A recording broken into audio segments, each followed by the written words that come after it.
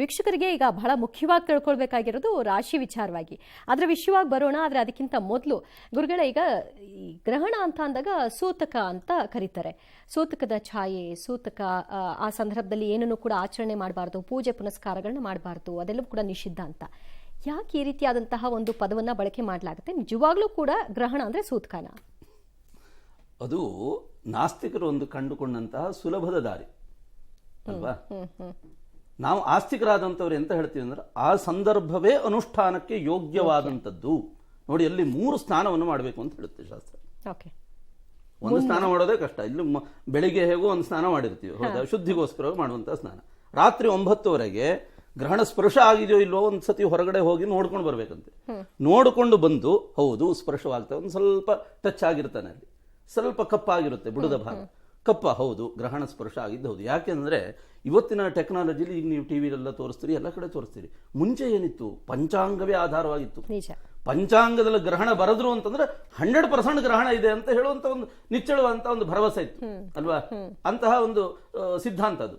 ಹಾಗಾಗಿ ಆ ಪಂಚಾಂಗದಲ್ಲಿ ಗ್ರಹಣ ಸ್ಪರ್ಶ ಇಷ್ಟು ಗಂಟೆಗೆ ಅಂದ ತಕ್ಷಣ ಒಂದ್ಸತಿ ಹೋಗಿ ಹೊರಗಡೆ ಹೋಗಿ ಚಂದ್ರನಿಗಿರ್ಲಿ ಅಥವಾ ಸೂರ್ಯನಿಗಿರ್ಲಿ ಸ್ಪರ್ಶ ಆಗಿದೆ, ಹೌದು ಸ್ಪರ್ಶ ಆಗಿದೆ, ಆಮೇಲೆ ನಮಗೆ ಮೈಲಿಗೆ ಬಂತು ಹೇಳ್ತಕ್ಕಂಥ ಭಾವನೆ. ತದನಂತರದಲ್ಲಿ ಬಂದು ತಣ್ಣೀರಿನ ಸ್ನಾನವನ್ನು ಮಾಡಿ ತದನಂತರದಲ್ಲಿ ಅವನವನ ಅನುಷ್ಠಾನದಲ್ಲಿ ಪಾಲ್ಗೊಳ್ಬೇಕು. ಯಾವಾಗ ನೋಡಿ, ನಾವು ಎಷ್ಟೋ ಜನ ಇದೆಲ್ಲ ಸಮಾಜದಲ್ಲಿ ಇರತಕ್ಕಂಥದ್ದು ಅಂತ ನಾನು ಅದನ್ನ ಹೇಳ್ತಾ ಇದ್ದೇನೆ.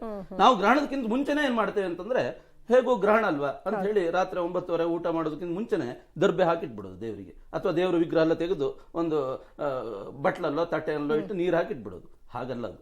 ಗ್ರಹಣ ಸ್ಪರ್ಶವಾದ ನಂತರದಲ್ಲಿ ದೇವರನ್ನ ಜಲಾಧಿವಾಸವನ್ನು ಮಾಡ್ತಕ್ಕಂಥದ್ದು. ಅಥವಾ ಆ ಸಂದರ್ಭದಲ್ಲಿ ಅವನಿಗೆ ನಿಜವಾಗಿಯೂ ವೇದ ಶಾಸ್ತ್ರ ಎಲ್ಲ ಬರುತ್ತೆ ಅಂತಂದ್ರೆ ಮಂತ್ರ ಹೇಳಿಕೊಂಡು ಆ ಸಂದರ್ಭದಲ್ಲಿ ಅಭಿಷೇಕ ಇತ್ಯಾದಿಗಳನ್ನೆಲ್ಲ ವೇದೋಕ್ತವಾಗಿ ದೇವರಿಗೆ ಅಭಿಷೇಕವನ್ನು ಮಾಡ್ತಾ ಇರಬೇಕು ಆ ಸಂದರ್ಭದಲ್ಲಿ. ನೋಡಿ, ಎಲ್ಲ ದೇವಸ್ಥಾನಗಳಲ್ಲಿ ಹೆಚ್ಚಾಗಿ ಬಾಗಿಲಾಕಲ್ಲ.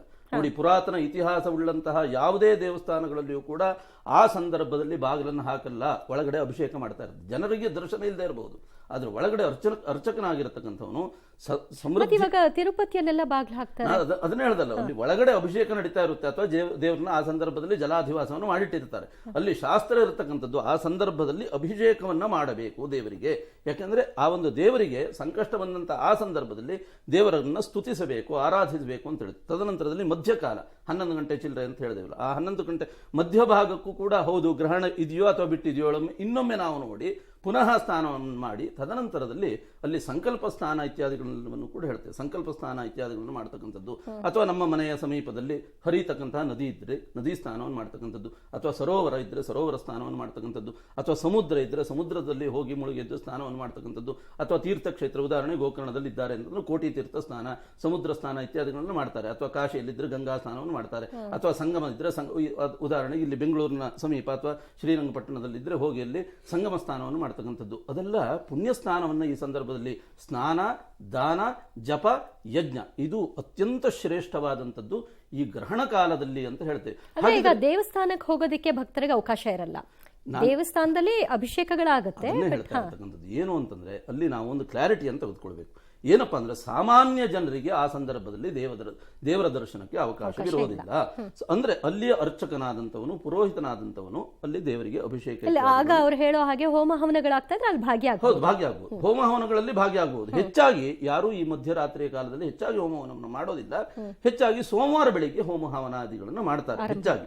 ಆದ್ರೆ ಗ್ರಹಣದ ಸಂದರ್ಭದಲ್ಲಿಯೇ ಹೋಮ ಹವನಾದಿಗಳನ್ನು ಶತಭಿಷ ನಕ್ಷತ್ರ ಉದ್ದೇಶವಾಗಿ ನಕ್ಷತ್ರ ಹೋಮವನ್ನು ಮಾಡ್ತಕ್ಕಂಥದ್ದು. ಮತ್ತೆ ಗ್ರಹಣ ಶಾಂತಿಗೆ ಹೇಳಲ್ಪಟ್ಟಂತಹ ವಿಶೇಷವಾಗಿ ಅಲ್ಲಿ ರಾಹು ಮತ್ತೆ ಚಂದ್ರನ ಉದ್ದೇಶಿಸಿ ಹೋಮ, ಗ್ರಹಣ ಪ್ರಭಾವ ಇರೋರು, ಅದರ ಎಫೆಕ್ಟ್ ಇರೋರು ಅವರುಗಳು ಇಂತಹ ಹೋಮಗಳಲ್ಲಿ ಭಾಗಿಯಾಗಬೇಕು. ಕೂಡ ಇದರ ಪ್ರಭಾವ ಇದ್ದೇ ಇರುತ್ತೆ, ಎಲ್ರಿಗೂ ಇರುತ್ತೆ, ಖಂಡಿತ ಇರುತ್ತೆ. ಮತ್ತೆ ಹೇಳ್ತಾರೆ 4 ರಾಶಿಗಳಿಗೆ ಭಾಗಶಃ ಇರುತ್ತೆ, 4 ರಾಶಿಗೆ ಪೂರ್ಣ ಇರುತ್ತೆ. ಅದನ್ನ ಹೇಳ್ತಾರೆ, ಅದನ್ನು ಸರ್ವೇ ಸಾಮಾನ್ಯ ಅಂತ ಕರೀತಕ್ಕಂಥದ್ದು. ಅದರಲ್ಲಿ ಅತ್ಯಂತ ಪ್ರಭಾವ ಇರತಕ್ಕಂಥದ್ದು ನೋಡಿ, ಪಂಚಾಂಗದಲ್ಲೇ ಹಾಕಿದ್ದಾರೆ ನೋಡಿ. ಜನ್ಮ ರಾಶಿ ಯಾವ ರಾಶಿ? ಕುಂಭರಾಶಿಗೆ ಅತ್ಯಂತ ಪ್ರಬಲವಾಗಿ ಆ ದೋಷಗಳಿರುತ್ತೆ. ಶತಭಿಷ ನಕ್ಷತ್ರ ಕುಂಭರಾಶಿಯಲ್ಲೇ ಗ್ರಹಣ ಸ್ಪರ್ಶವಾಗ್ತಕ್ಕಂಥದ್ರಿಂದ ಕುಂಭರಾಶಿಯವರಿಗೆ ಬಲವಾದಂತಹ ದೋಷ.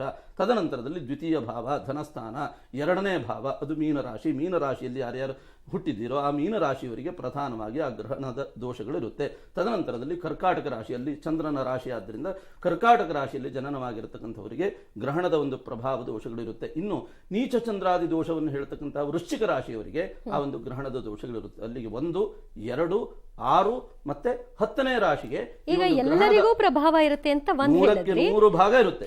ಮತ್ತೀಗ ಈ 4 ರಾಶಿಗಳಿಗೆ ವಿಶೇಷವಾಗಿ ಹೇಳ್ತಾ ಇದ್ರೆ ಹೆಂಗದು? ನನಗೋಸ್ಕರ ಅಲ್ಲ, ನೋಡೋರ್ಗೋಸ್ಕರ. ಒಂದು ಹೇಳ್ತೇನೆ ನೋಡಿ, ಅಲ್ಲಿ ಊಟೋಪಚಾರ ವಿಷಯ ಬಂತು ಅಂದ್ರೆ ಅರ್ಥ ಮಾಡ್ಕೊಳ್ಬೇಕು. ಮನುಷ್ಯನ ನಾವು ನಮಗೆ ಜ್ಞಾನ ಹೇಳ್ತಕ್ಕಂಥದ್ದು ಇರಬೇಕು. ಎಲ್ಲರೂ 12 ಗಂಟೆಗೆ ಊಟ ಮಾಡಲೇಬೇಕು, ಹಾಗಿದ್ರೆ ಅಶಕ್ತರಿಗೆ ಏನು ತೊಂದರೆ ಇಲ್ಲ ಅಂತ ಆಯ್ತಲ್ಲ ಅಲ್ಲಿಗೆ. ಹಾಗಲ್ಲ ಅದು. ನೋಡಿ, ಅರ್ಧಂತ್ಯಜೇತ್ ಪಂಡಿತ ಹೇಳ್ತಕ್ಕಂಥ ಒಂದು ಮಾತಿದೆ ನಮ್ಮಲ್ಲಿ. ಅರ್ಧಂತ್ಯಜೇತ್ ಪಂಡಿತ ಅಂದೇನು, ಬುದ್ಧಿವಂತನಾದಂಥವನು ಏನ್ ಮಾಡ್ತಾನೆ, ಪೂರ್ತಿ ಹೋಗುತ್ತೆ ಹೇಳುವಂತಹ ಸಂದರ್ಭದಲ್ಲಿ ಅರ್ಧ ಹೋದ್ರೂ ತೊಂದರೆ ಇಲ್ಲ ಅಂತ ಅರ್ಧ ಬಿಟ್ಕೊಡ್ತಾನಂತೆ. ಇಲ್ಲಿಯೂ ಹಾಗೆ ಅಂತಂದ್ರೆ ಶಕ್ತನಾದಂಥವನು, ಸರಿಯಾಗಿ ಆರೋಗ್ಯ ಚೆನ್ನಾಗಿರ್ತಕ್ಕಂಥವನು, ಅವ್ರು ಹೇಳಿರುವ ಹಾಗೆ 4 ಯಾಮನೋ 3 ಯಾಮನೋ ಮುಂಚಿತವಾಗಿ ಅಂದ್ರೆ ಪಂಚಾಂಗದಲ್ಲಿ ಹಾಕಿರ್ತಕ್ಕಂಥದ್ದು ರಾತ್ರಿ 9:00ವರೆಗೆ 9:57 ಗ್ರಹಣ ಸ್ಪರ್ಶವಾಗುತ್ತೆ ಅಂತಂದ್ರೆ ಅಲ್ಲಿಗೆ 12:30 ಒಳಗಡೆ 12 ಗಂಟೆ 34 ನಿಮಿಷದ ಒಳಭಾಗದಲ್ಲಿ ಭೋಜನಾದಿ ಪ್ರಕ್ರಿಯೆಗಳನ್ನು ಪೂರೈಸಿಕೊಂಡು ತದನಂತರದಲ್ಲಿ 1 ತೊಟ್ಟು ನೀರನ್ನು ಕುಡಿಯಬಾರದು ಅಂತ ಹೇಳುತ್ತೆ. ಕೆಲವೊಂದು ಸಂದರ್ಭದಲ್ಲಿ ನಾವು ಇಷ್ಟು ಕಠಿಣವಾಗಿ ಹೇಳ್ತಾನೆ, ಸುಮ್ಮನೆ ಅವ್ರು ಹೇಳ್ತಾರೆ, ಅವ್ರಿಗೇನು ಬುದ್ಧಿ ಇಲ್ಲ, ಅವ್ರು ಮಾಡ್ತಾರ ಅಂತ ಕೇಳ್ತಾರೆ. ಆಯ್ತು, ಎಕ್ಸಾಮಿಷನ್ ಕೊಟ್ರು. ಒಂದು ವೇಳೆ ಅಶಕ್ತನಾದಲ್ಲಿ ಬಾಳಂತಿ ಬಸುರಿ ಅಥವಾ ಎಕ್ಸಾಮಿಷನ್ ಪೈಕಿ ಈಗ ಕೆಲಸ ಕಾರ್ಯಗಳಿಗೆ ಹೋಗ್ತಾರೆ, ಪಾಪ ಅವರಿಗೆ ನೀವು ಹೇಳೋ ಹಾಗೆ 3 ಹೊತ್ತು ಸ್ನಾನ ಮಾಡಕ್ಕಾಗಲ್ಲ, ಆ ಸಮಯಕ್ಕೆ ಸರಿಯಾಗಿ ಊಟ ಇನ್ನೊಂದನ್ನು ಪಾಲನೆ ಅಸಾಧ್ಯವಾದದ್ದು ಮನುಷ್ಯನಿಗೆ ಯಾವುದೂ ಕೂಡ ಇಲ್ಲ. ನಮಗೆ ವಾಕಿಂಗ್ ಮಾಡ್ಲಿಕ್ಕೆ ಆಗಲ್ಲ ಸ್ವಾಮಿ, ನಿಜವಾಗಿಯೂ ಅವನು ಬಿದ್ದು ಸಾಯ್ತಾನೆ, ನಾಳೆನೇ ಸತ್ತೋಗ್ತಾನೆ. ನೀನು ದಿನ 10 ಕಿಲೋಮೀಟರ್ ವಾಕಿಂಗ್ ಮಾಡದೇ ಇದ್ರೆ ನಿನಗೆ ನಾಳೆನೇ ಸಾವು ಬರುತ್ತೆ ಅಂತ ಹೇಳಿದೆ, ಅವನು ಶತಾಯ 10 ಕಿಲೋಮೀಟರ್ ವಾಕ್ ಮಾಡೇ ಮಾಡ್ತಾನೆ. ಅಂದ್ರೆ ಅಸಾಧ್ಯ. ನೋಡಿ, ಉದಾಹರಣೆಗೆ ಈಗ ಶುಕ್ರವಾರದಿಂದ ಇವತ್ತಿಂದ ರಜೆ ಇದೆ ಅಂತ ತಿಳ್ಕೊಳ್ಳಿ, ಜನ ಏನ್ ಮಾಡ್ತಾರೆ, ಅಡ್ಜಸ್ಟ್ ಮಾಡ್ಕೊಂಡು ಶುಕ್ರವಾರದಿಂದನೇ ರಜೆ ತಗೊಂಡು, ಅದು ಸಾಧ್ಯ ಅಂತ ಆಯ್ತಲ್ವಾ, ಅಲ್ಲಿಗೆ ಸಾಧ್ಯ. ಎಲ್ಲಿ ಸೋಮವಾರದವರೆಗೂ ಸಾಧ್ಯ ಅಂತ ಆಯ್ತು. ಒಂದು ವೇಳೆ ಇಲ್ಲ, ನೀವು ಸಾಧ್ಯ ಇಲ್ಲ, ಶನಿವಾರ ನೀವು ಅಟೆಂಡ್ ಆಗಲೇಬೇಕು, ಇಲ್ಲ ನೀವು ಕೆಲಸದಿಂದ ತೆಗಿತೇವೆ ಮನಸ್ಸೊಂದಿದ್ರೆ ಮಾರ್ಗ ಅಷ್ಟೇ. ಓಕೆ.